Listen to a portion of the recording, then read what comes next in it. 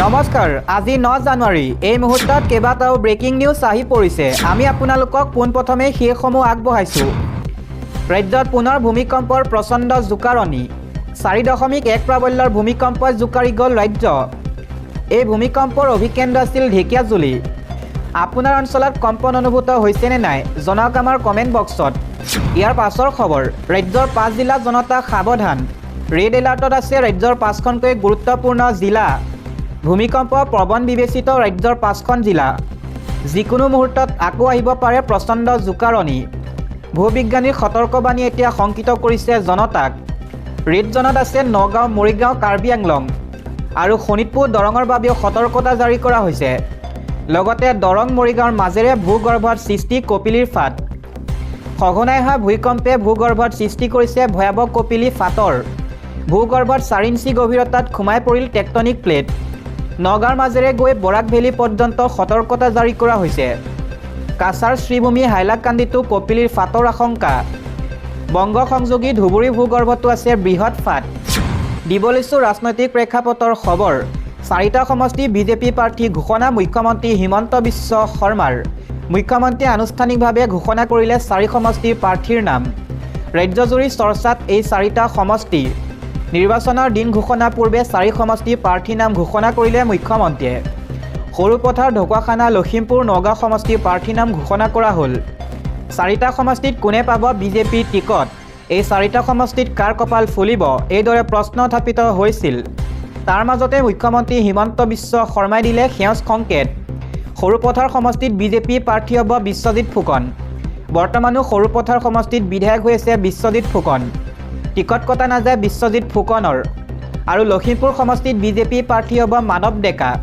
Ticket কৰ্তন নহয় মানৱ ডেকাৰ ঢকুৱাখানা সমষ্টিত বিজেপিৰ প্ৰক্ষেপিত প্ৰাৰ্থী হ'ব নৱদলে নগাঁৱত বিজেপি প্ৰাৰ্থী হ'ব ৰূপক শৰ্মা বৰ্তমানো নগাঁৱৰ বিধায়ক হৈ আছে ৰূপক শৰ্মা 4 বিধায়কৰ ৰিপৰ্ট কাৰ্ডক লৈ সন্তুষ্ট মুখ্যমন্ত্ৰী হিমন্ত বিশ্ব শৰ্মা মই যি কওঁ স্পষ্টকৈ কওঁ প্ৰাৰ্থীৰ হীন দিয়াটো মোৰ স্বভাৱ নাই এইদৰে মন্তব্য কৰিছে মুখ্যমন্ত্ৰী হিমন্ত বিশ্ব শৰ্মাই মুখ্যমন্ত্ৰী হিমন্ত বিশ্ব শৰ্মাই কৈছে মই যি কওঁ মুকলিকৈ কওঁ এনেদৰে এতিয়া মুখ্যমন্ত্ৰী হিমন্ত বিশ্ব শৰ্মাই কৰিলে মন্তব্য আন এটা খবৰ উচ্ছেদিতৰ ধন লুটি খোৱা বিজেপি নেতা গেছুৰ গ্ৰেপ্তাৰ কেতিয়া বুঢ়াচাপৰি উচ্ছেদৰ নামত লাখ লাখ টকা লোৱাৰ অভিযোগ উত্থাপন হৈছে গেছুৰ বিৰুদ্ধে বুঢ়াচাপৰিত ত্ৰাসৰ সৃষ্টি কৰা গিয়াছুদ্দিন উৰ্ফে গেছু গ্ৰেপ্তাৰ উচ্ছেদিতৰ অভিযোগ গেছুৱে সংগ্ৰহ কৰিছে 3,000 পৰা 15,000কৈ টকা বুঢ়াচাপৰিত উচ্ছেদ চলোৱা মুঠ পৰিয়াল আছিল 710টা এই হিচাপত 1 কোটিৰো অধিক টকা পকেটত ভৰোৱাৰ অভিযোগ গেছুৰ বিৰুদ্ধে দালাল ৰূপত বিজেপি নেতা গিয়াছুদ্দিন উৰ্ফে গেছু উচ্ছেদ বন্ধ কৰি দিম বুলি ধন সংগ্ৰহ কৰিছিল উচ্ছেদিতৰ পৰা ফলত বহু বেদখলকাৰীয়ে ঘৰ খালী কৰা নাছিল এই অভিযোগ কেৱল ধন সংগ্ৰহতে সীমাবদ্ধ নহয় ধমকি ভয় ভাবুকি দেখুৱাও ধন লোৱাৰো গুৰুতৰ অভিযোগ উঠিছে বুঢ়াচাপৰিত দালালি এটা সংঘবদ্ধ নেটৱৰ্ক চলাইছিল গেছুৱে গেছুৰ বিৰুদ্ধে ব্যৱস্থা লোৱাৰ দাবী অসম সংখ্যালঘু সংগ্ৰাম পৰিষদৰ শোণিতপুৰ জিলা আয়ুক্তক স্মাৰক পত্ৰ প্ৰদান কৰা হৈছে মুখ্যমন্ত্ৰীৰ নাম ব্যৱহাৰ কৰি বদনাম কৰাৰো অভিযোগ উত্থাপিত হয় জনসাধাৰণৰ পৰা লাখে লাখে টকা লুটি খোৱা গেছু এতিয়াও মুকলি আকাশৰ তল এতিয়া প্ৰশ্ন হয় কাৰ বলেৰে বলিয়ান দালাল মাতব্বৰ গেছু দিবলৈছো আন এটা খবৰ জুবিন গাৰ্গক আমি ন্যায় দিমেই এয়া আমাৰ 1 নম্বৰ গেৰাণ্টি আমি চৰকাৰ গঠন কৰিলে জুবিন গাৰ্গে ন্যায় পাব এইদৰে মন্তব্য কৰিছে বিধায়ক অখিল গগৈয়ে মন্তব্য কৰি কয় আমাৰ চৰকাৰ আহিলে জুবিন গাৰ্গৰ মৃত্যু চাৰ্জশ্বিট নতুনকৈ বনোৱা হ'ব চাৰ্জশ্বিটৰ দ্বিতীয় তৃতীয় খণ্ড প্ৰকাশ কৰিম জুবিন গাৰ্গৰ হত্যাকাৰীক আমি এৰি নিদিওঁ জুবিন গাৰ্গৰ হত্যাকাৰীয়ে শাস্তি পাবই এয়া ৰাজ্য দলৰ প্ৰথম গেৰাণ্টি এই ধৰণে এতিয়া মন্তব্য কৰিছে ৰাজ্য দলৰ সভাপতি তথা বিধায়ক অখিল গগৈ আগবঢ়াইছো আন্তঃৰাষ্ট্ৰীয় প্ৰেক্ষাপটৰ এটা খবৰ সমগ্ৰ বিশ্বতে ট্ৰাক চলোৱা ট্ৰাম্পৰ টাৰ্গেট এতিয়া ভাৰত এখন বিধেয়কে চিন্তিত কৰিছে ভাৰতক ট্ৰাম্পৰ বাবে চাকৰি হেৰুৱাব পাৰে লাখ লাখ ভাৰতীয়ই ভাৰতৰ বিৰুদ্ধে কঠোৰ পদক্ষেপ আমেৰিকাৰ 500% শুল্ক বৃদ্ধিৰ সিদ্ধান্তত চিলমোহৰ ৰাছিয়াৰ পৰা তেল ক্ৰয় কৰাক লৈ শূন্য ৰাষ্ট্ৰপতি ডনাল্ড ট্ৰাম্প চীন ব্ৰাজিল আদি ৰাষ্ট্ৰলৈও ভাবুকি ট্ৰাম্পৰ ৰাছিয়াৰ বিৰুদ্ধে নিষেধাজ্ঞা বিধেয়ক 2025ত অনুমোদন ট্ৰাম্পে চহী কৰিলে বহু বিতৰ্কিত বিধেয়কখন আইনত পৰিণত হ'লে বিপদ নিশ্চিত ভাৰতৰ ৰপ্তানি বাণিজ্যত পৰিব ব্যাপক প্ৰভাৱ দেউলীয়া হৈ পৰিব পাৰে বহু কোম্পানী।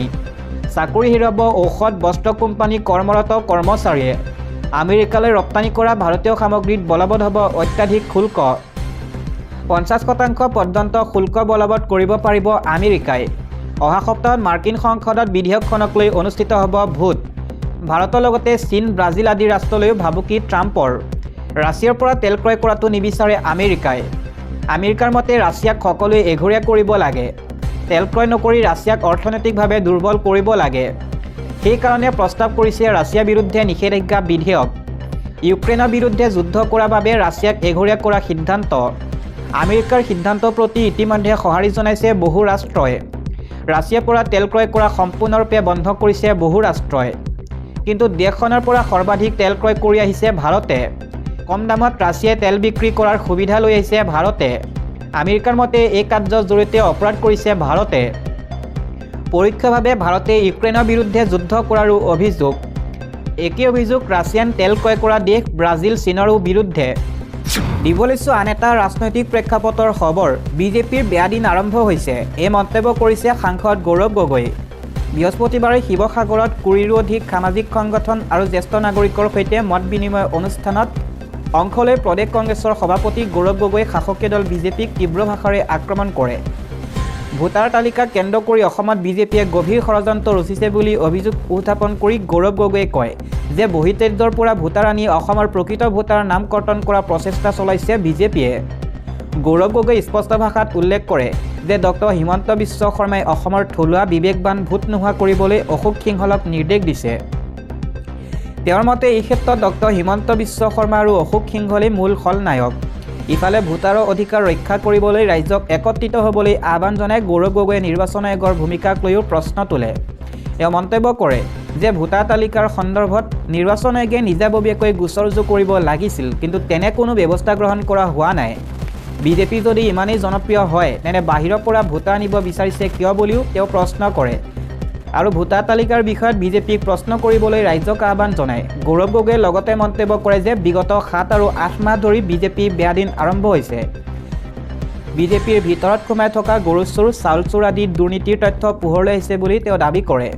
বৰাক অঞ্চলৰ দুগৰাকী বিজেপি বিধায়কে নিজৰ নাগৰিকত্ব প্ৰমাণ দিব নোৱাৰা বুলি উল্লেখ কৰি তেওঁ কয় যে বিজেপিৰ লক্ষণ একেবাৰে ভাল নহয় আৰু দলটোৰ পতনৰ মূল কাৰণ হ'ব ডক্টৰ হিমন্ত বিশ্ব শৰ্মা নিজেই। আনহাতে আগন্তুক নিৰ্বাচনৰ সন্দৰ্ভত সাংসদগৰাকীয়ে কয়, এইবাৰ নিৰ্বাচন দলৰ মাজত নহয়, ডক্টৰ হিমন্ত বিশ্ব শৰ্মা আৰু সৰ্বসাধাৰণ ৰাইজৰ মাজতহে হ'ব। অসম ৰাইজে সমগ্ৰ দেশবাসীক এটা সুবাৰ্তা দিব বুলিও তেওঁ ব্যক্ত কৰে। ইফালে ৰাজ্যৰ দলে বিচৰা আসন নিদিলে কংগ্ৰেছৰ সৈতে মিত্ৰতা ভংগৰ ইংগিত অখিল গগৈ দিয়া সন্দৰ্ভত গৌৰৱ গগৈয়ে কৌশলী প্ৰতিক্ৰিয়া প্ৰকাশ কৰে। তেওঁ কয় যে অসমৰ জনসাধাৰণে কংগ্ৰেছ আৰু মিত্ৰ দলসমূহৰ মাজত 100% মিত্ৰতা বিচাৰে। 126টা সমষ্টিত 3-4জনকৈ প্ৰাৰ্থী থাকিলেও কংগ্ৰেছে 26টা সমষ্টিত প্ৰতিদ্বন্দ্বিতা নকৰাৰ সিদ্ধান্ত লোৱা বুলি তেওঁ জানিবলৈ দিয়ে। বিজেপিৰ মাজত আসনৰ নিশ্চিত ভাগ বাতৰা হৈছে নেকি বুলি প্ৰশ্ন উত্থাপন কৰি গৌৰৱ গগৈয়ে কয় যে অমিত শ্বাহৰ বাবেই সৰ্বানন্দ সোণোৱাল আজিও মুখ্যমন্ত্ৰী হ'ব পৰা নাই। তেওঁৰ মতে মুখ্যমন্ত্ৰীৰ গুৰুত্ব দিনে দিনে হ্ৰাস পাইছে আৰু বিজেপি অগপৰ মাজতো তীব্ৰ মতানৈক্য চলি আছে।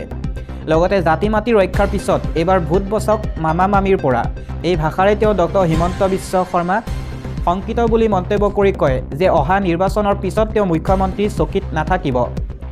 এই সংবাদমেলত কংগ্ৰেছ নেত্ৰী ৰজলিনা তিৰ্কী, জিলা সভাপতি অজয় গগৈ, APCCৰ সম্পাদক শুভমিত্ৰ গগৈ সহ কেইবাগৰাকী দলীয় বিষয়ববীয়া উপস্থিত থাকে।